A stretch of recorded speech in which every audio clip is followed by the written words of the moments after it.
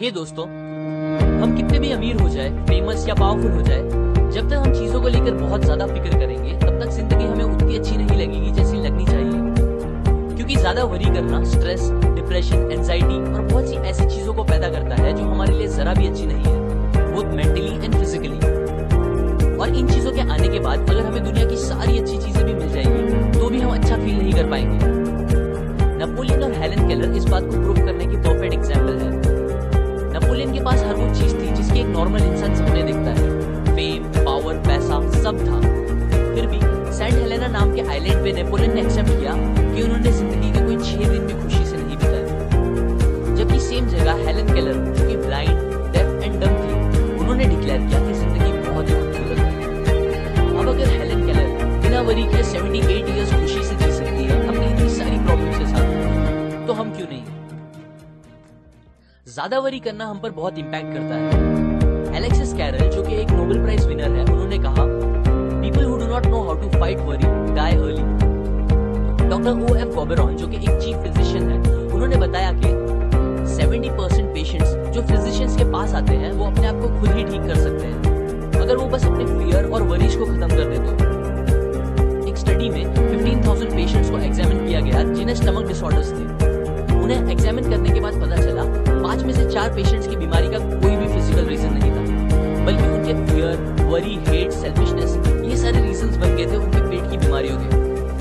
बहुत से famous doctors कहते हैं स्टमक अल्सर्स जो कि जान ले सकते हैं, हार्ट डिजीजेस, कुछ टाइप के हेडेक्स, इंसोम्निया और कुछ टाइप के पैरालिसिस, ये सब और कोई रीजन नहीं, बस हमारे ज्यादा वरी करने से होता है। अब ये सारी चीजें आपके लिए मोर देन इनफ होनी चाहिए ये बात समझने के लिए कि वरी करना हमारे लिए कितना हार्मफुल हो सकता है। A magic formula for solving worry situations।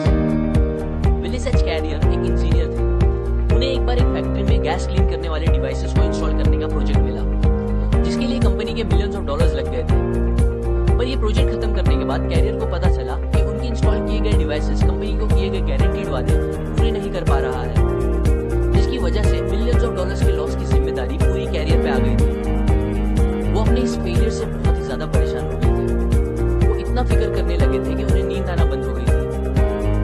But फिर उनकी कॉमन सेंस ने उन्हें याद दिलाया कि उनका फिक्र करना सिचुएशन को ठीक नहीं करेगा। सो उन्होंने एक टेक्निक निकाली अपनी इस वरी की प्रॉब्लम से डील करने के लिए, और ये टेक्निक इतनी असरदार निकली कि वो उसे आज भी यूज करते हैं मोर देन 30 इयर्स से। ये टेक्निक में 3 सिंपल स्टेप्स हैं जो आपको भी याद रखने हैं।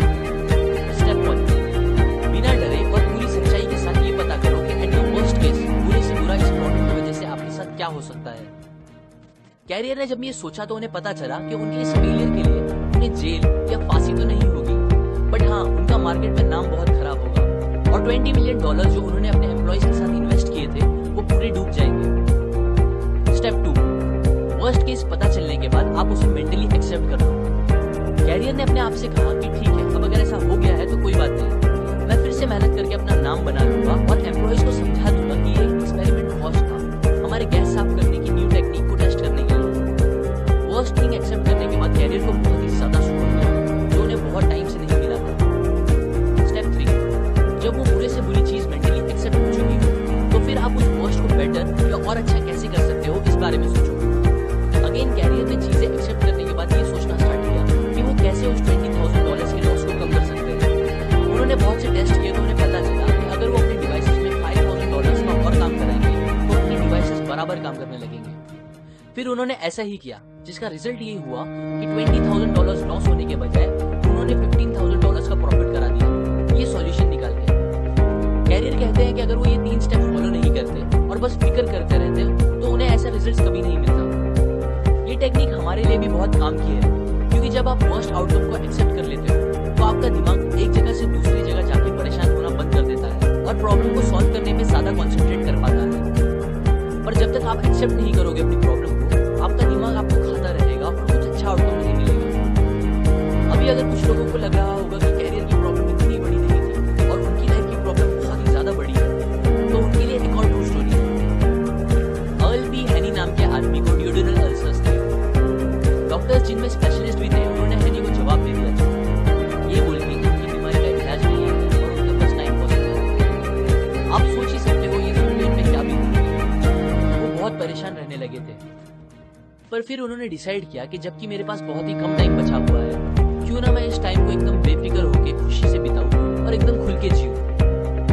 उनका सपना था कि वो मरने से पहले वर्ल्ड टूर पे जाए, सो उन्हें वही करना सही लगा। उन्होंने शिप की टिकट बुक की। डॉक्टर्स ने उन्हें वार्न किया कि अगर वो गए तो वापस नहीं आ पाएंगे और उनकी बॉडी समुद्र में ही डाल दी जाएगी।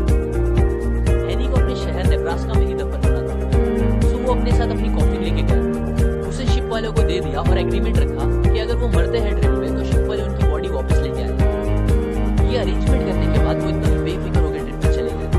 उन्होंने बिना सोचे समझे जो दिल किया वो खाया और पिया, बड़े बड़े सिगार पिए, गेम्स खेले, नए दोस्त बनाए, रात रात भर जाग के मस्ती की, गाने गाए, ऐसे तूफानों में एंजॉय किया जो जानलेवा थे।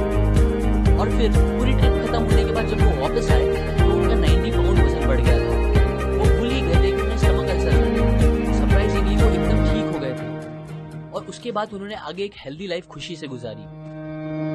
यहाँ हैनी ने भी यही सेम टेक्निक यूज की थी जो कैरियर ने यूज की। उन्होंने अपनी प्रॉब्लम का वर्स्ट आउटकम पता कर लिया, फिर उसे एक्सेप्ट कर लिया और उसके बाद ट्रिप पे जाके अपनी सिचुएशन को थोड़ा बेटर करने की कोशिश की, वो भी बिना फिक्र किए। अब अगर वो ये पता चलने के बाद कि मैं मरने वाला हूँ बस फिक्र करते रहते तो डॉक्टर की बात सच निकल जाती, पर उन्होंने अपनी फिक्र खत्म करके लाइफ का मजा लिया जिसने उनकी जान बचा ली। Count your blessings. मान लो कोई आदमी आके आपको 5 करोड़ रुपए दे और कहे मुझे अपने दोनों हाथ काट के बेच दो, तो क्या आप बेचोगे? अगर वो आपको 5 करोड़ और दे और बोले अपनी दोनों टांगे भी काट के दे दो, बहुत सारे और पैसे दे और बोले अपनी आंखें, कान, दूसरे बॉडी पार्ट्स भी दे दो, तो क्या आप दोगे? जहां तक मुझे लगता है ये आप नहीं दोगे और ना ही मैं दूंगा। सो इससे हमें ये पता चलता है कि हम ऑलरेडी कितने अमीर हैं। हम ऑलरेडी उन चीजों के मालिक हैं जिनकी वैल्यू हमारे लिए करोड़ों से भी ज्यादा है, जो कि है हमारी हेल्थ, हमारी बॉडी और हमारा टाइम। बट स्टिल सोचने की बात यह है कि हम कुछ लाखों रुपए की मटेरियलिस्टिक चीजों को ओन करने के लिए अपनी इन सबसे कीमती चीजों को हद से ज्यादा प्रेशर पे डालते हैं, पनिश करते हैं और उसे एकदम खराब कर देते हैं। मैं ये नहीं बोल रहा हूँ आप सक्सेसफुल बनने के बारे में ना सोचो, पर इतना ध्यान दो कि आप सक्सेस पाने के चक्कर में अपनी हेल्थ और बॉडी को ना खराब करो, बिकॉज कितनी भी बड़ी सक्सेस क्यों ना मिल जाए, बिना हेल्थ के वो कोई काम की नहीं होगी। हमें उन चीजों के बारे में सोच के सैड नहीं होना चाहिए जो हमारे पास नहीं है, बल्कि वो सारी अच्छी चीजें जो हमारे पास ऑलरेडी है उसको सोच के अच्छा फील करना चाहिए। ये एक प्रिंसिपल है जिसने मेरी जिंदगी तो बहुत आसान कर दी है। मैं जब भी किसी चीज को लेके वरी करने लगता हूँ तो ये सोचता हूँ कि यही सेम टाइम कहीं दूर ऐसे भी लोग हैं जिनके सामने उनकी पूरी फैमिली को जान से मार दिया जा रहा होगा। ऐसे कितने सारे लोग भी हैं जो प्यासे होंगे और उनको पीने के लिए साफ पानी नहीं मिल रहा होगा। ऐसे कितने लोग भी हैं जो भूख से इतने तड़प रहे होंगे कि मिट्टी खा के अपना पेट भर रहे होंगे। और मैं यहाँ इतना सेल्फिश हूँ जो अपनी छोटी मोटी प्रॉब्लम्स की फिक्र करके सैड बैठा हूँ। हम सब अपनी प्रॉब्लम से परेशान होकर लाइफ को पूछते हैं, पर यकीन करो कोई इंसान जिसको पता होगा कि उसकी लाइफ का आज आखिरी दिन है, अगर आप उससे कहोगे मेरी जिंदगी और उसकी सारी परेशानियां तू ले ले, तो वो खुशी खुशी अपनी सारी प्रॉब्लम्स ले लेगा और फिर भी दुनिया का सबसे खुश इंसान होगा।